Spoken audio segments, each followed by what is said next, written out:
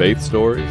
My now wife Chelsea was like, "Hey, you're coming to church with me on Sunday," and I was like, "All right, I've been looking at the Bible. Let's do this." Fishing memories. When I first started, I was just fish, focus on the fish. And I see the kid catch a fish, I'm like, good job, perfect, awesome. And then he goes up there and I'm like, we're catching slot snook. And this kid's up here going, oh, the breeze. I'm like, this is exactly what it's about. Meaningful conversations. You have to stay in the Word. You have to have a good support system. You have to know what the end goal is. You have to know who God is. Positivity. This is the Faith and Fishing Podcast. Your hosts, Cam Steele. If your identity is you're an angler, whenever you're not doing well in the water, that's whenever you can't be content. And Robert Randolph. And his timing is perfect. We might not always agree with it, and we might not always understand it at the moment. Bring you interviews with some amazing guests from the fishing community and discuss all things to do with fishing and their faith. Welcome to the family.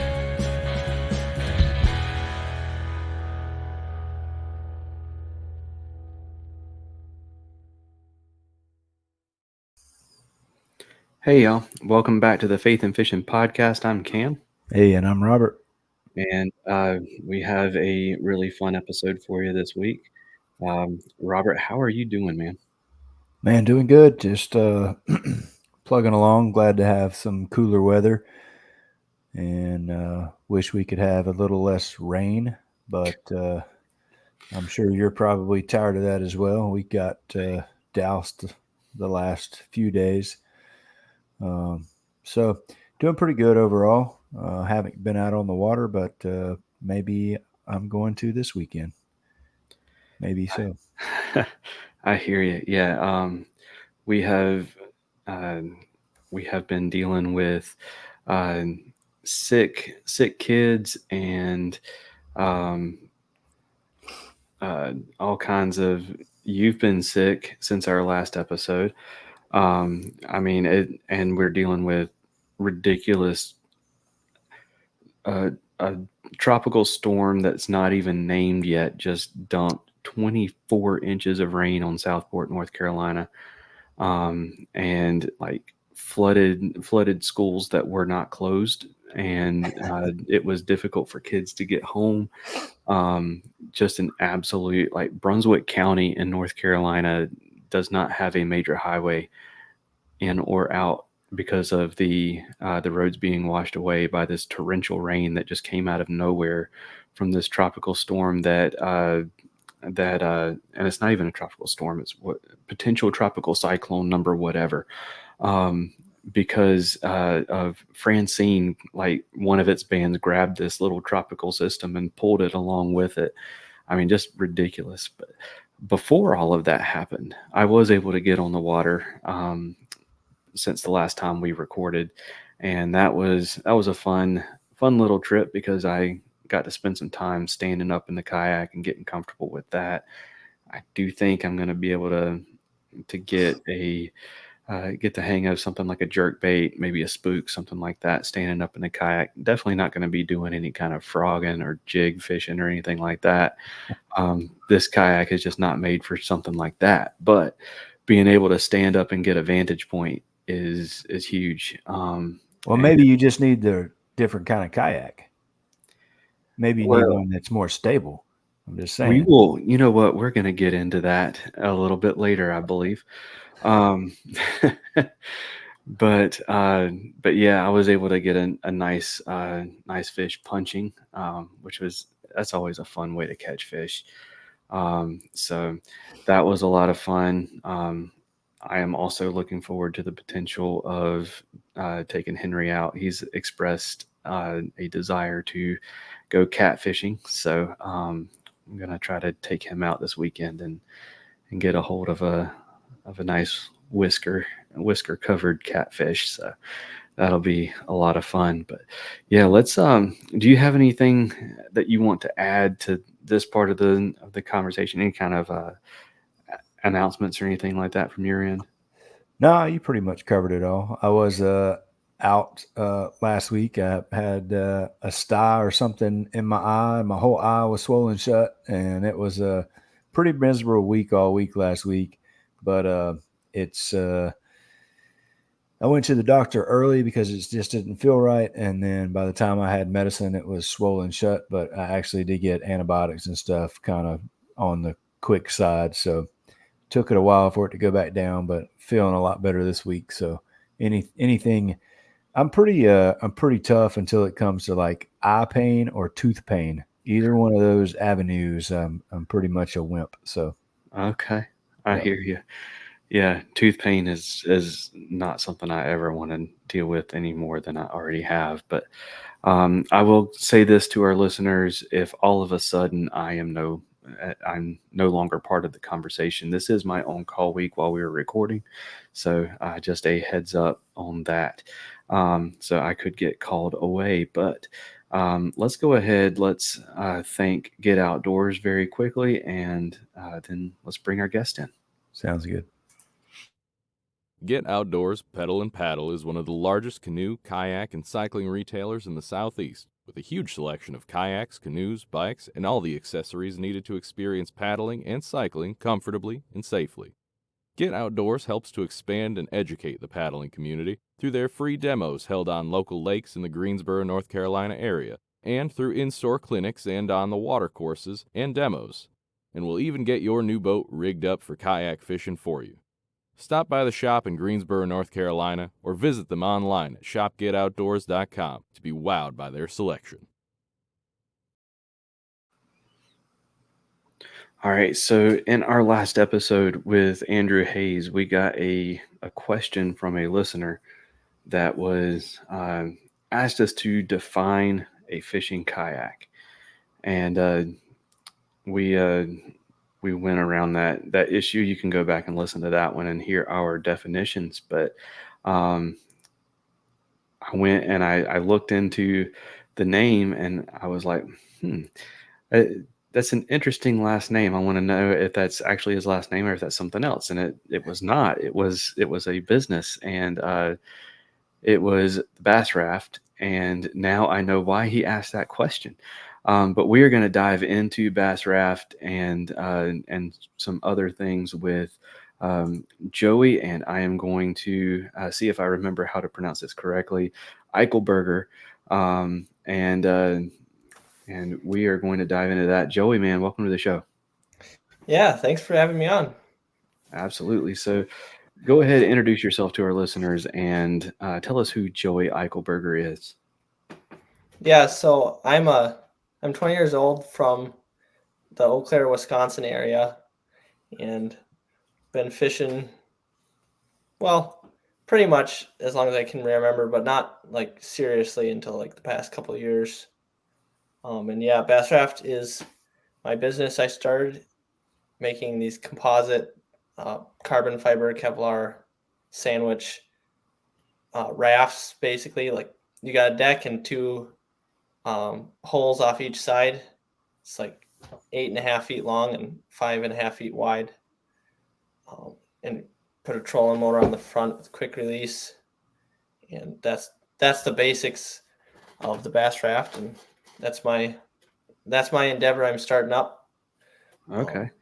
Absolutely. Well, let's dive into that first. So before we get too far into it, 20 years old, are you in school? No, I am just doing this instead, and we'll see where it goes. But just decide, what, I'll give this a try. Okay, absolutely. So, to those of you who are watching on YouTube, we will get to see pictures of it and everything a little bit later. But for those of you who are listening, so the best way I can describe the Bass Raft from what I have seen on the website is, if you remember the Blue Sky Boat Works, the Blue Sky was think of that, but modular. So you can take it apart and get it to the lake and then put it together on the lake or wherever you're going to fish. So it is what it is named. It's a raft. It's really, I mean, it looks like something that, I mean, stability is not going to be an issue with this thing at all. But yeah, let's dive into it. Why Bass Raft? Why did you come up with this idea, and what made you decide to pursue it into something bigger? It started out, my dad and me and my brother started a fishing club, a Christian club with some friends of ours, basically. Roughly, I think about 18 people fished it this year. But it started out, and we have any craft counts. It just no wake speeds. So like I fished the first year out of a kayak, and I could paddle and pretty much keep up with a boat on an idle. And so that wasn't really an issue, but Dad wasn't excited about trying a kayak. So he was like, there should be a way to just get the deck space and still be able to get in the bed of the truck. And so that first year, with my uncle, my brother, my dad, and me, made a raft, and he fished in the last tournament of the year, and he took second place out of it.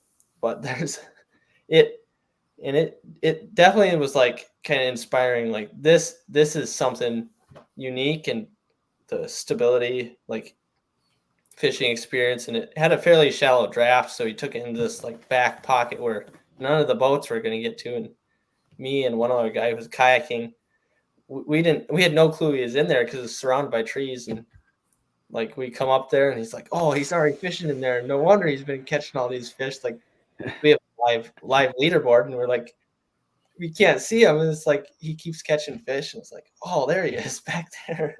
But that's kind of how it started, was for the club. And just my senior project in high school, decided to take it on and give it a redesign, and been working on them ever since. Just, I don't know, I've really enjoyed fishing out of it. So just like, well, I think we could make a go of this. Yeah. So yeah, I'm going to jump in here because I've been looking at videos and pictures of it, and it's a pretty interesting concept. It's almost like the old pond hoppers, but it's one you can take apart and fit it places. And then the only other thing that comes to mind when I'm looking at it is it would be something perfect to put a duck blind on as well.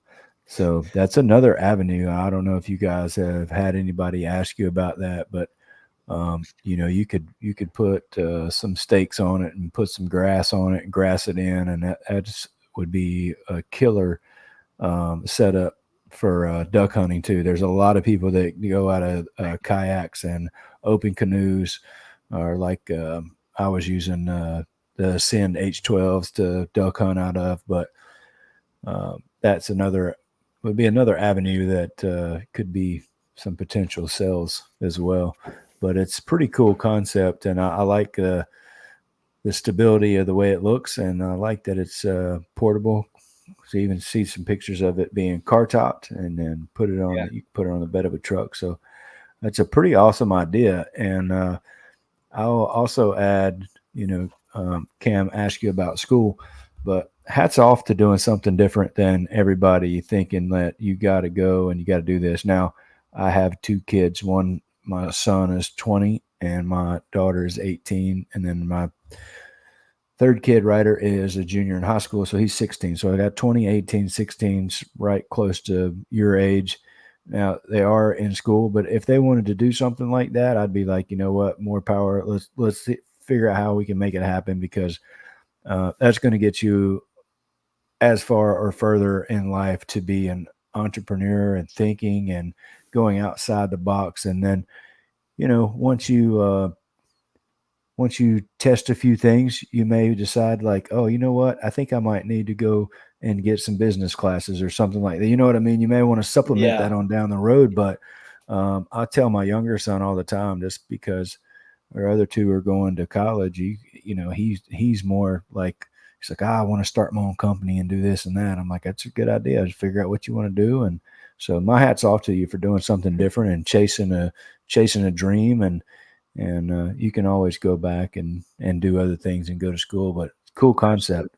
Now is absolutely the time to do something like that. But yeah, so you were talking about how it looks, Robert. Let's go ahead and I'm going to let you take the wheel. And I'm going to go ahead. We're going to share the screen now so that people can see what this thing looks like.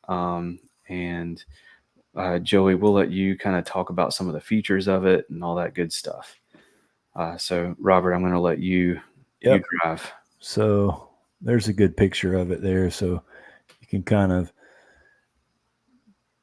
see that. And then Joey, I'll let you kind of explain, the different components of it. Yeah.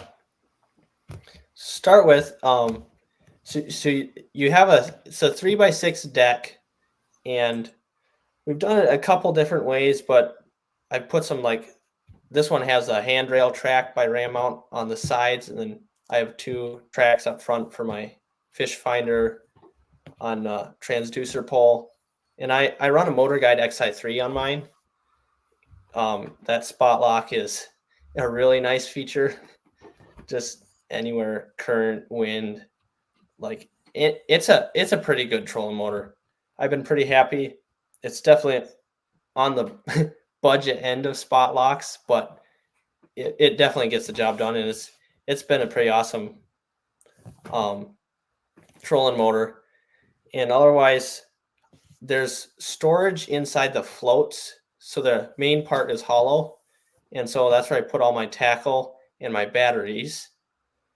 And so I like to fish basically a clean deck, like most, as long as I'm not slopping poles down out there, because sometimes I get in a hurry. But I like to fish just kind of wide open deck space, because then, like, if I'm just kick the motor off and I'm slowly drifting in, I can fish any direction out of it, like 360.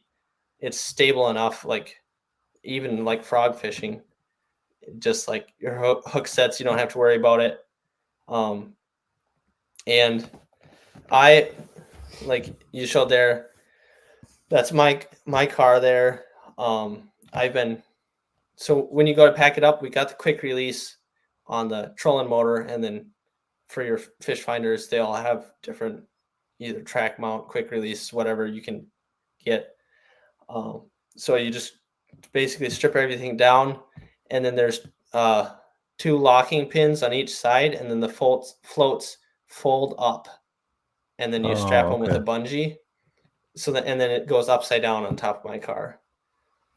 And then so it stays in one piece, but it's a little slimmer profile. And it's only 67 pounds is that one there. So it's pretty manageable, the car top. And the farthest, I did fish one tournament this year down in Missouri, and that was a 10-hour drive with it car topped, and it did all right. It was excess of 40-mile-an-hour wind gusts a couple days, so you definitely felt it up there, but it's like it did all right, and it car tops pretty well. That's awesome. Yeah, 67 pounds is right about where my last kayak was, so that's definitely manageable. I can't remember exactly where it was on the website, but you had it was like a tagline or a catchphrase or something, and it was like the better fishing kayak or something like that. How has that's what it is, the stand-up fishing kayak. I guess how long has Bass Raft been available, and what kind of reception has it received? So it's been available since April of this year. So this is our launch year. It's everyone, or most of the people I've talked to have been fairly favorable to it. I fished the most recent tournament I fished was a Kayak Adventure Series, Wisconsin River Fest. And then afterwards, it sparked a good discussion in the recap video. As far as Drew Gregory and Jake were kind of talking, like, he's just like, he approved it ahead of time, but he's like, it's going to be a winter discussion between a lot of tournament directors on kind of defining, like, what is a kayak? Is it like length limitations? Is it width and whatever? Because he's like, he thought it was really cool, but he's like, at some point, like, you can't just make a 17-foot rotomolded bass boat and call it a kayak and get away with it. Like, there's got to be a limit somewhere. So it was a good conversation, and it's been fairly favorable, but some people are a little bit like, what line do you draw? Because it's not a clear, like, what makes a fishing kayak, because some of them are really heavy and some of them are like 14 feet long and like pretty wide, and it's like, and then the guy's trailer on like a bass boat, and it's like other times it's like, well, yeah, Bass Raft is wider than any kayak on the market. It is definitely wider, but it's shorter. But it's like, yeah, it was, but overall, it's been a pretty favorable reception with the people I've been in. That Drew Gregory guy, you have to watch out for him. Yeah, Drew Gregory is a great guy, but so I have not been bashful about my viewpoints on this, because we're at the point now where, like, I know that Chad Hoover will disagree with me, and I know that others will disagree with me, but we're at the point now where there is absolutely zero reason that a 12-foot John boat should not be allowed in a kayak fishing tournament, and the fact that it's not marketed as a kayak is not a valid reason. So it irks me that something like this does get, like, questioned, and I'm gonna get even higher on my high horse here. So I'm really glad, Joey, that your reception so far has been very positive, for the most part. But so we had another guest on. I think this was actually before Robert came on as co-host. That I mean, he was getting laughed out of forums and stuff for his ideas and what he made, and it's like, you as bass anglers, you are constantly begging for innovation, and when somebody has an idea that is genuinely different, it may not be the best idea ever, it may not be the it may not be the next big thing, but whenever somebody has something that you have never seen before, you make fun of him and bully him to the point where, like, he can't market anymore. And it's like, as bass anglers, we've got to be better than that. And when somebody comes out with something that is actually genuinely different, let's offer constructive criticism. Let's work on getting this product to be the best that it is, because it may not be the best for me, but it will be something for somebody. And if we can leave it out there in a positive light, somebody's going to enjoy it. And just because you kayak bass anglers are becoming a little bit of elitist doesn't mean that somebody with a genuinely great idea or even just different idea should be mocked or laughed at. All right, I'm done with my rant. I am getting off my high horse now, and I'm going to let Robert bring the tension down a little bit. Yeah. So yeah, no, I'm good with that. I like that viewpoint, and also, too, I just want to add in there, everybody knows I'm just joking about Drew. So he's a good friend of the show, and I've stayed with him before on some tournaments and some houses. So you're not going to find much better people than Drew Gregory. So I'm glad that he, looked at the the Bass Raft and was like, yeah, you know what? Yeah, let's do it, but we're going to have to talk about it later. That's exactly what he should have done. And should something different be talked about and discussed? Yeah, but if that blue sky contraption can be considered a kayak, there's no reason that this is kind of similar along similar lines, and basically it's just two 8-foot kayaks with the platform in the center. Like I love the idea, and I think that a lot of other people, when they see it, will love the idea. So keep chasing that and keep marketing it as the stand-up fishing kayak, because and if you have to find a paddle maker to make you a long stand-up paddle, like a paddle board, and maybe that goes with it. Find somebody to make the paddle for $30 or $40 and go up on the price by $50 and make $10 on the paddle too. And a paddle comes with it, and nobody can say it's not a paddleable kayak, even though most people are going to put a motor on it. So I got a motor. Oh, you're good. Go ahead. Oh, I actually did make a paddleboard paddle for it. I mean, I did make it out of carbon fiber, so it's a little pricey, but right. A unique thing about that, since you mentioned it, we decided to make it dual purpose, and instead of a T handle on the end, we just put a spike on it, so it'll double as a manual spike anchor. And then you can have your paddleboard paddle.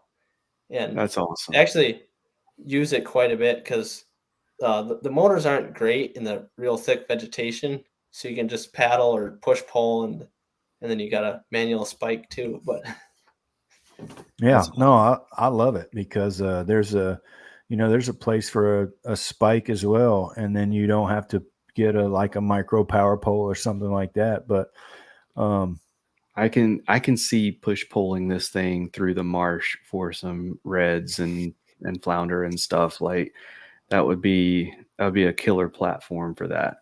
Yeah, absolutely. So I think it's a great idea. I'm glad Drew was like, yeah, bring it on.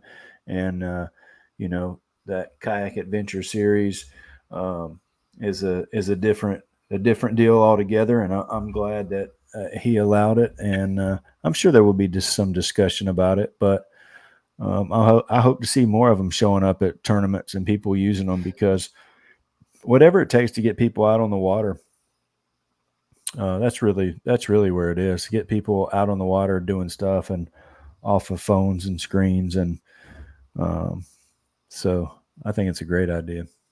Absolutely. So let's go back to the actual what it's made out of: carbon fiber, Kevlar. So you and your dad came up with that. Did you come up with how did you come up with the whole material and process that you're using, and how did that come about? Because to be quite honest, when you said I forgot what you said, it was 60 something pounds.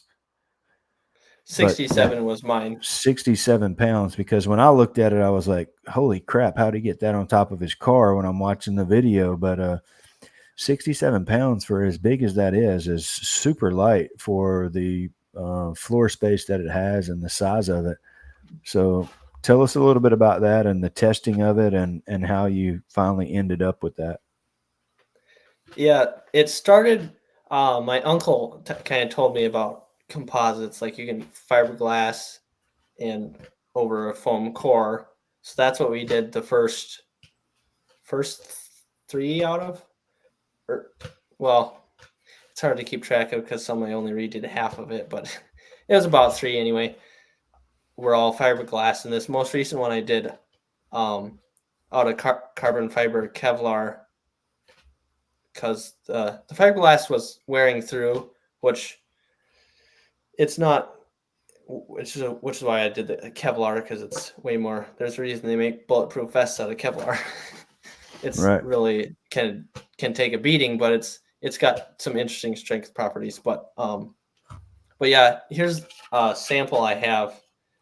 I can kind of show you. So that's kind of a cutaway of the deck that I made. So basically how you achieve that super lightweight is you have a foam core, and I just use for like this for the deck just a regular 2-inch styrofoam like you get for under slab concrete, and you rough it up a little bit so it gets a better bond. And then I have laminate of 2 layers carbon fiber on each side, and then finish off the edges and stuff. But basically the foam is really good under compression. Like you can't squash it because the carbon fiber distributes the weight, and then it's got enough space in there that when you like put weight on the top of it, the bottom, it puts all that strength on the carbon fiber, which is really good under tensile strength. So it's just, you get a really rigid, solid part, but it's really lightweight because a lot of it is just foam. And that's how it's so lightweight.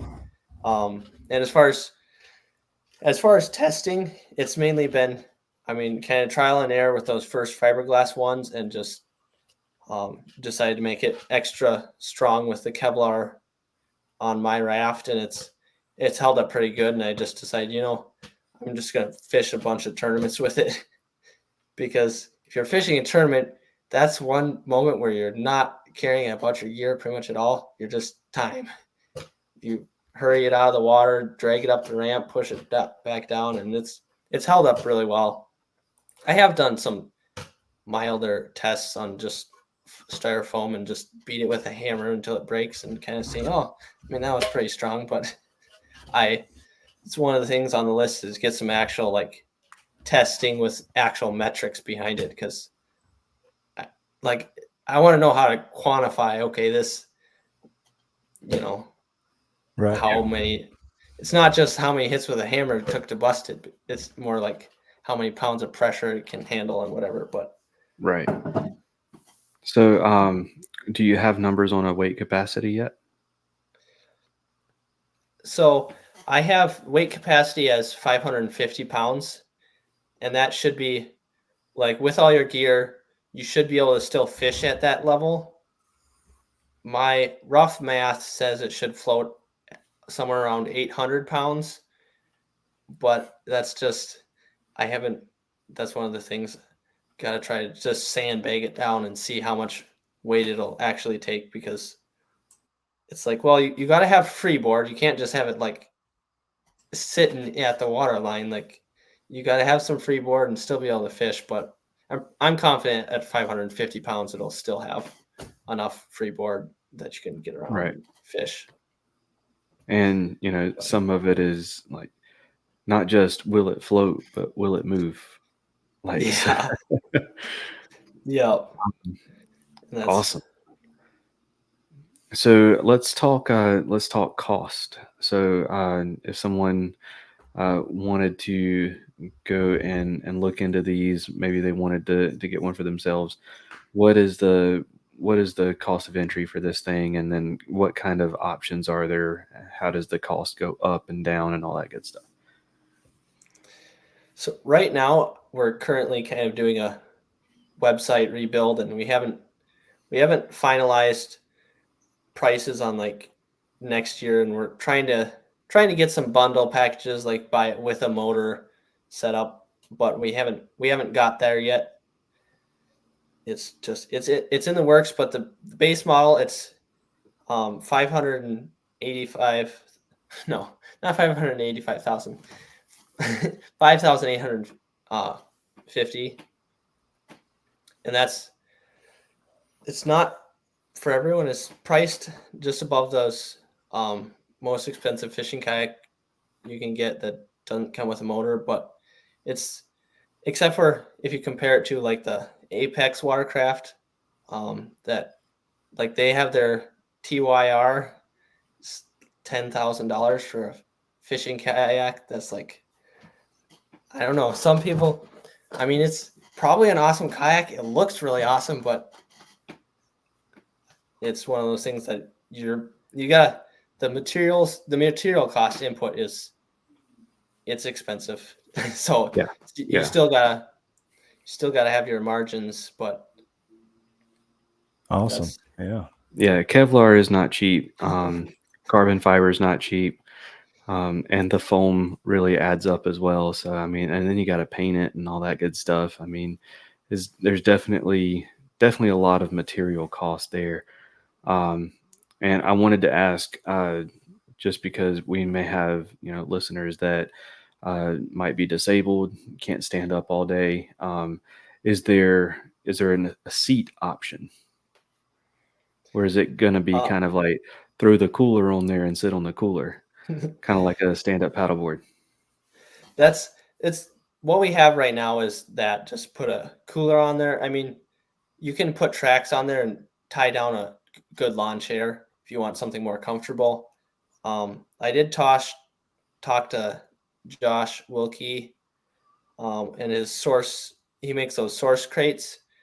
It's another kayak crate. He said he's thinking about coming out with one with a swivel seat on top, and that would be like perfect for this. Like if you want a seat, just get the source crate with a swivel seat. But he's still researching that, so right, it's not available yet. I can't say that's what you should do, but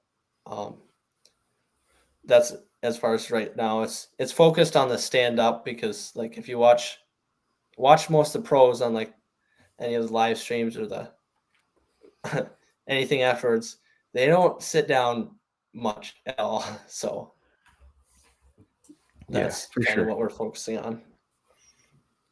All right. Well, Robert, do you have any other questions on Bass Raft itself before we pivot? Good to go, man. I love it. All right. So let's pivot then, and let's ask about your faith. So let's get your faith story. What is it you believe in, and how did you come to believe that? Yes. I've just grown up in a Christian home, is just always been read the word, and it's always kind of believed it in my heart and stuff. But it's really, with this business, it's really been a growing experience as far as it's been good. Like Dad's make sure to keep me motivated to seek the Lord at kind of every step of the way. Just like that proverb, unless the Lord builds the house, those who build it labor in vain. It's like we want to make sure we're in the Lord's will in this, that we're not just laboring in vain. And also just general stuff on this business. It's been really growing as far as pushing me out of my comfort zone, and like marketing is not where I come from, and it's just like, oh, that sounds really fun. Unlike like the engineering, the stuff is like, oh, that's the fun stuff, like tweak it, design it, make it better. And then like, I can't just do the one, I have to do both of them. So it's just it's been nice growing experience in that regard, as far as just general, and just trying to keep perspective on the long-term goal is not this life and the materials, this life, anything. It's like, it's that we have that goal, the prize set before us, that we should fix our eyes on too. So it's not just keeping that in perspective is not like, I don't need to make $1 billion business. It's not, as if I can make a living at it, then it's a success. And but it's kind of, I'd say, Absolutely. a general recap. But all right, and you mentioned your fishing club earlier too, and that it was a Christian club. Go ahead and shout that out and kind of talk about that a little bit. What does it mean to be a Christian club, and all that good stuff? Yeah, it's been really fun club to fish in, just because of that camaraderie. But how we have it set up right now is you have to have someone vouch for you basically to get in.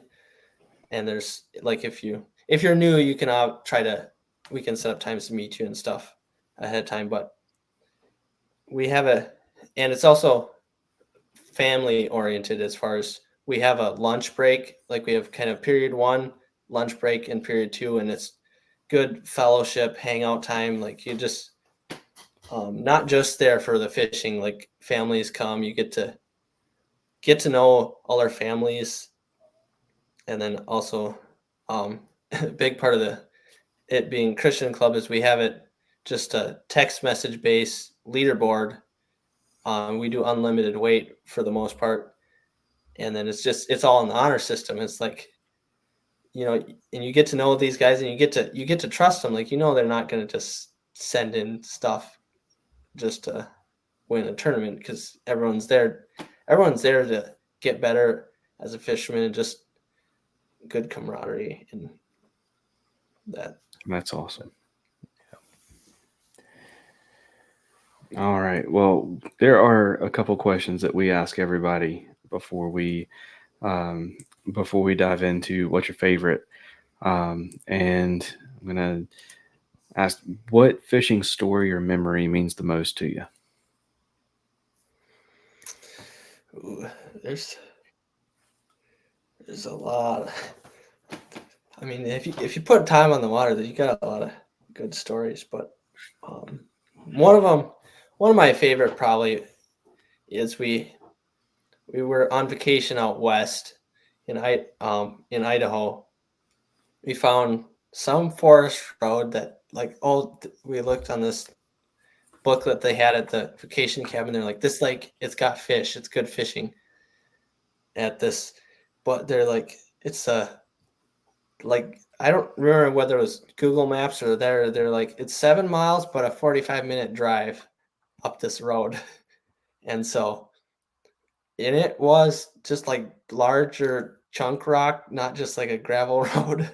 And we had the 15-passenger van driving up there, and made it up there, and then it was like a 2-mile hike, and there were some big cutthroat trout in there, just throwing Meps 0 on a 5.6 light spinning rod that I hiked up there, and then, I don't know, just walking around the lake, and there's a creek coming out that was pretty narrow, but it was deep and had lily pads on the edges, which was really unique. And I'm catching trout on these lily pads and like way up in the mountains. That was probably one of the best. One of my better fishing memories. It was just the adventure and seeing some like big trout up there. It was a lot of fun. But yeah, we might need to get some GPS coordinates on that. Sounds pretty good. Most definitely. Yeah. So another question: when you're out on the water, what are you usually talking about or conversating about if you're out there with some fishing buddies or a group of people in your fishing club? Oh, I'm fairly competitive, so usually it depends on the skill level of the other angler in the boat. If they're like pretty comparable, I mean, I'm usually just pretty focused in on fishing, but otherwise, I mean, I've done some other opens with a buddy of mine, and then we don't talk a whole lot usually except about fishing. Okay, I got this bite here, or yeah, whatnot, but I understand that. Yeah, I'm pretty much just talk fishing.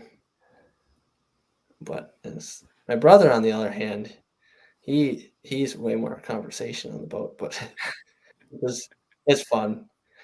There's all types on there, and it's like if someone's talking, I can get talking, but I usually just kind of fairly quiet, but All right. Well, with every guest, we have a segment that we call What's Your Favorite? It's pretty self-explanatory. We're going to ask you your favorite in a few different categories, and we're going to get that started right after this. It's time for What's Your Favorite? Powered by Naqua Adventure Gear. Power that fits in the palm of your hand.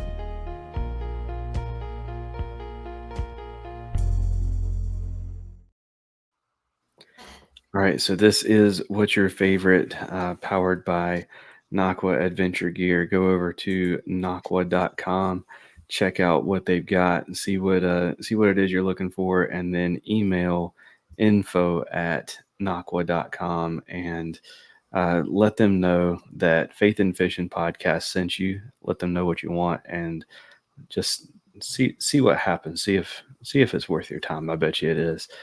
All right. So our first, what's your favorite question? What's your favorite scripture?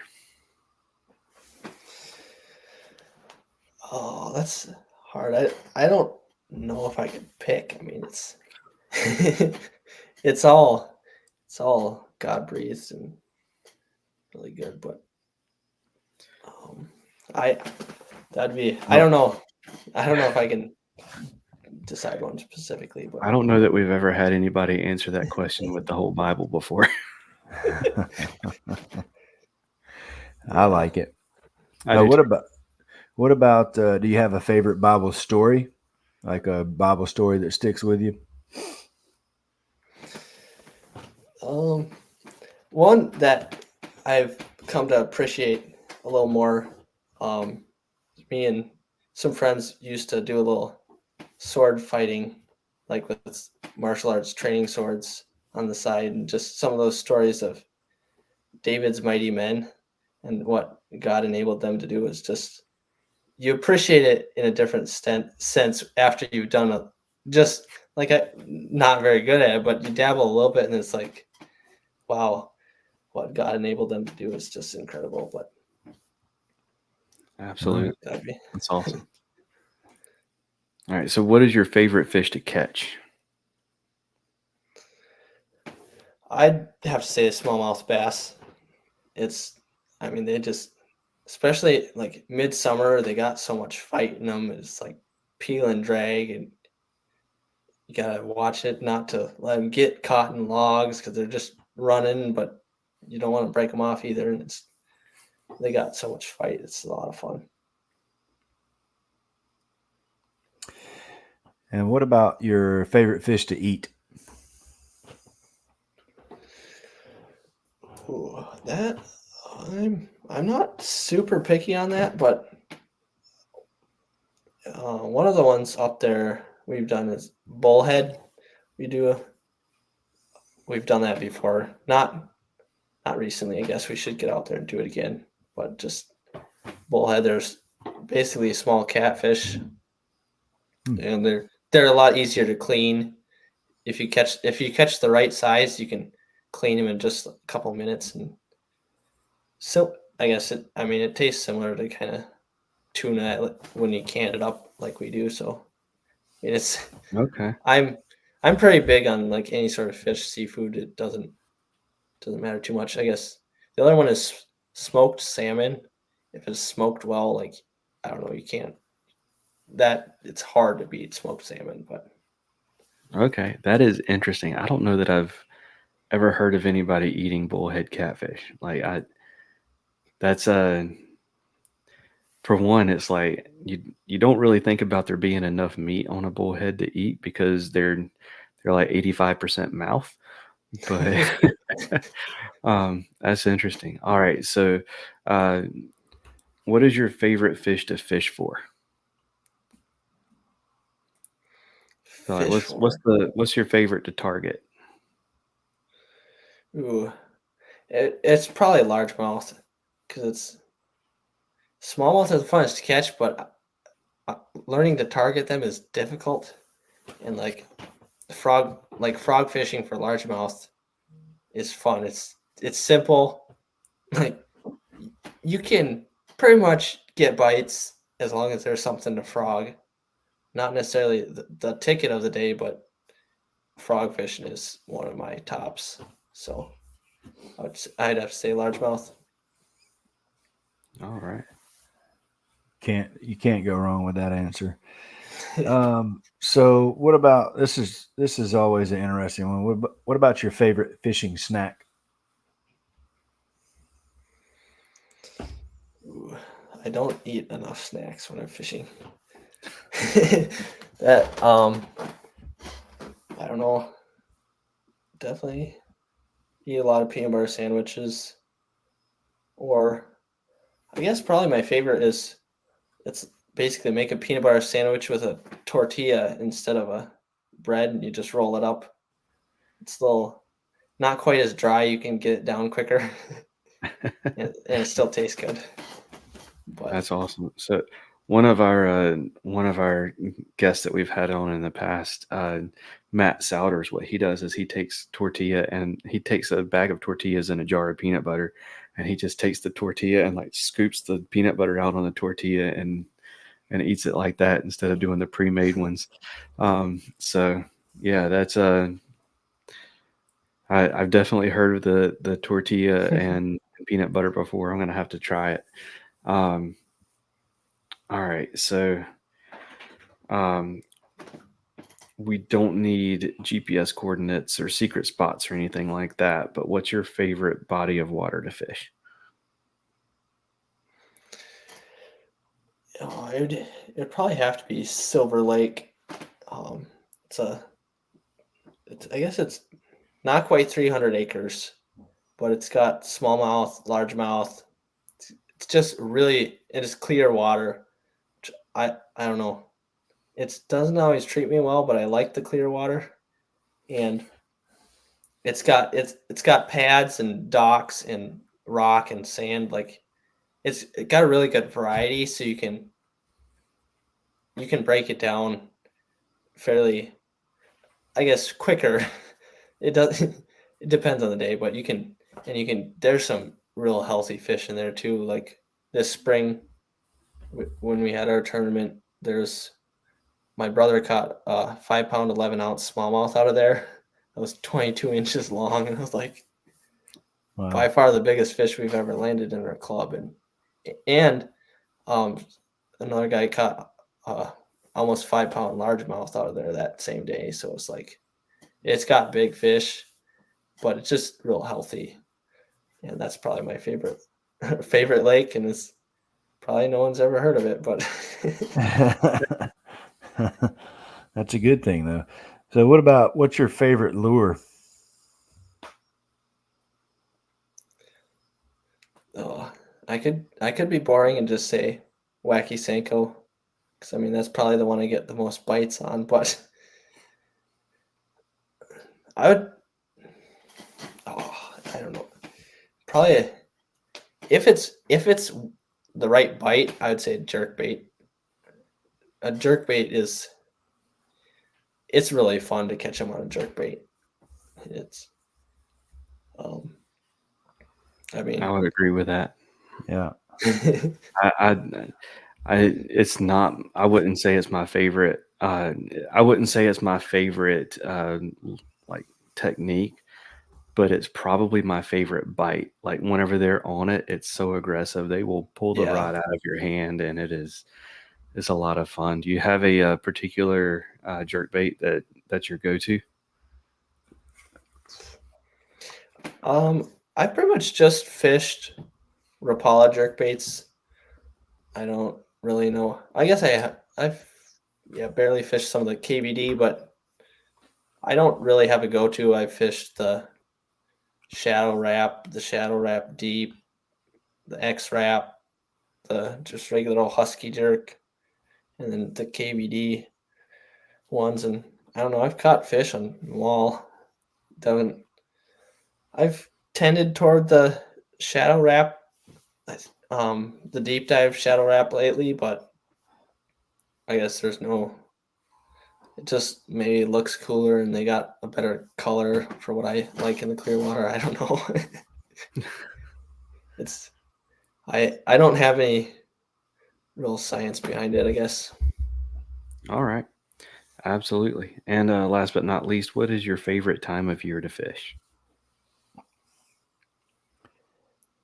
I would say kind of that mid-May up here. That's where it kind of starts that, depending on the lake, is spawn, pre-spawn, kind of right in there. It's the most fun time to fish, but it's usually busy and can't find enough time to hit it at the exact right window. But if you do, you really get on them and it's a blast. So Absolutely. All right, man. Well, we're going to start wrapping things up. What is coming up next for Bass Raft?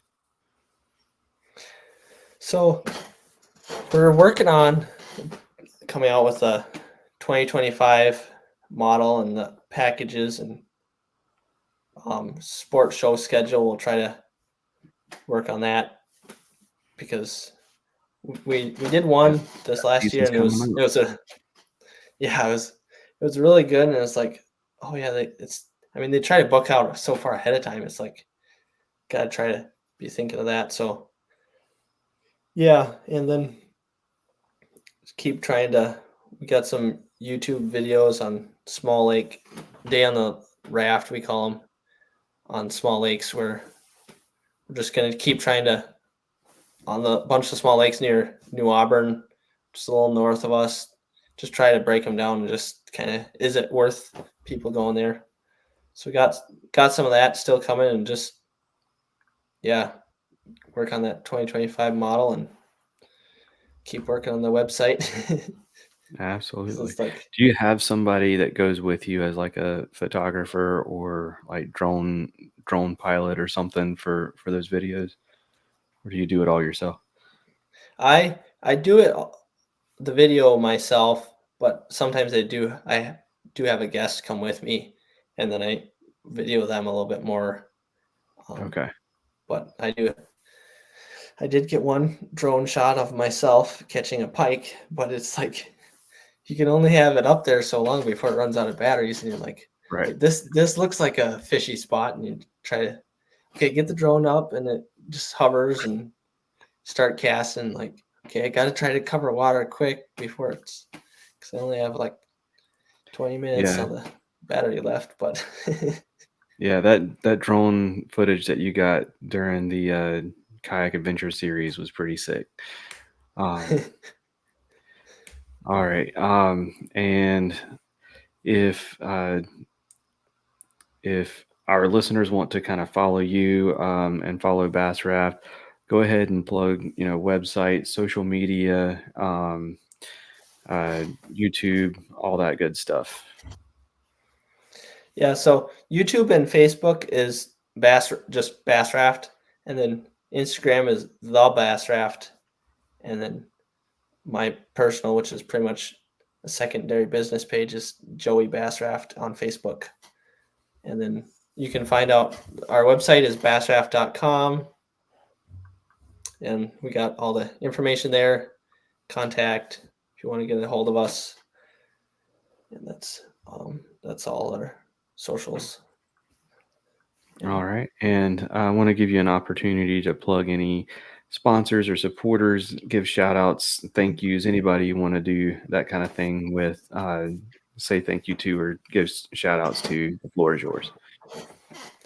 Yeah, so I want to definitely thank my dad. He's been very supportive of my endeavors, and definitely helping me out a lot with technical stuff with the website and stuff. And then my uncle, brother, and a couple of friends. We had a meeting the other day, and just on the Bass Raft, and because they all fished out of it, and they had a lot of good feedback. Brian, Justin, my uncle Dan, and my brother Anthony. So we just kind of keep them updated in emails, and they send thoughts and stuff. So that's been really nice, and just like to give them a shout out. And otherwise, awesome. Yeah.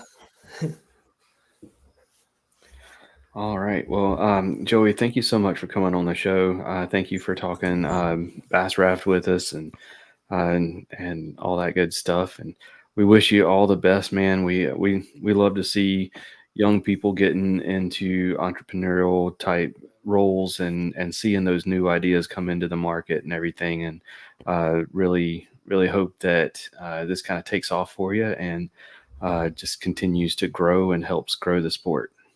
Yeah, man. Great job. Yeah, thank you. Thanks for having me on. Absolutely. All right. So, Robert, that was an awesome one.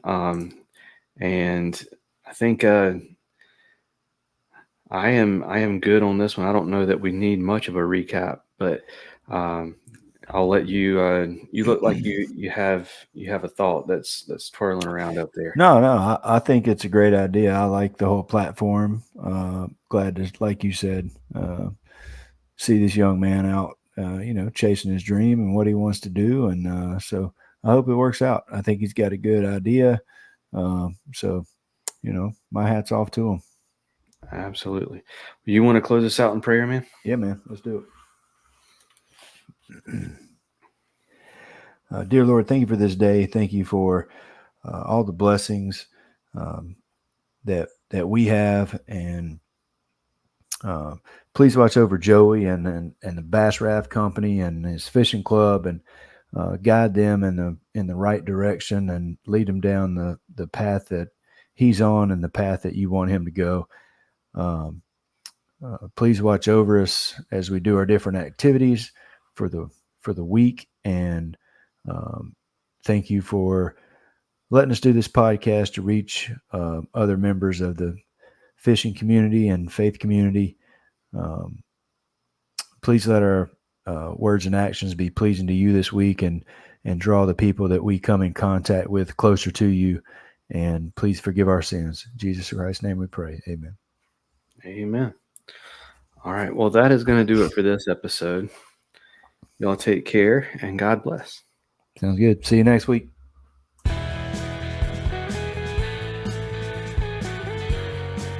Thank you for listening to the Faith and Fishing podcast. Please consider supporting those that support us.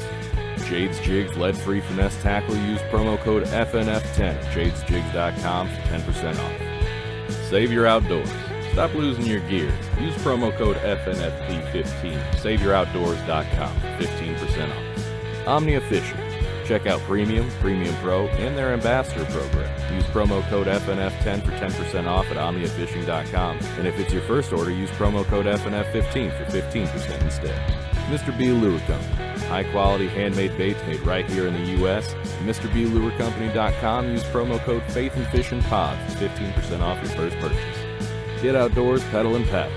Check them out at the shop in Greensboro, North Carolina, or at shopgetoutdoors.com for all your paddling and cycling needs. And Nocqua Adventure Gear, lighting, power, and all the connectors at Nocqua.com. Please rate, review, subscribe on whatever app you're listening on. That's going to do it for this episode. Y'all take care, and God bless.